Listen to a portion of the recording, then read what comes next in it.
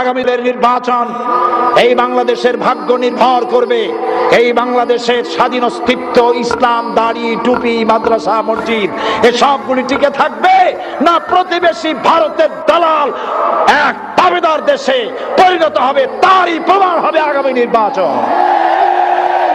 এবং কেন্দ্র থেকে যাকে নমিনেশন দেওয়া হবে সে ছাড়া যদি কেউ দাঁড়ায় তাহলে হেমায়েতপুর পাঠায় দিতে হবে। রাজি আছেন?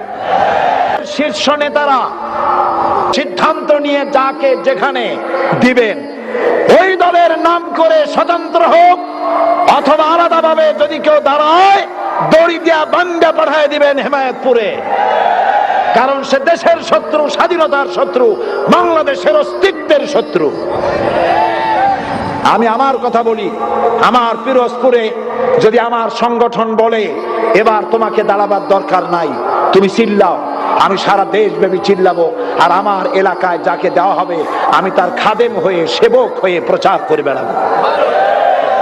আমি দেশকে ভালোবাসি, দেশের অস্তিত্ব এবং অখণ্ডত্ব টিকায় রাখার জন্য ঐক্যবদ্ধ হতে হবে। কোন হুজুরে কি বলল এ করলে চলবে না, কোন পাগড়ি পরিয়া সে কি কইলো ওইটা আমার জানার দরকার নাই।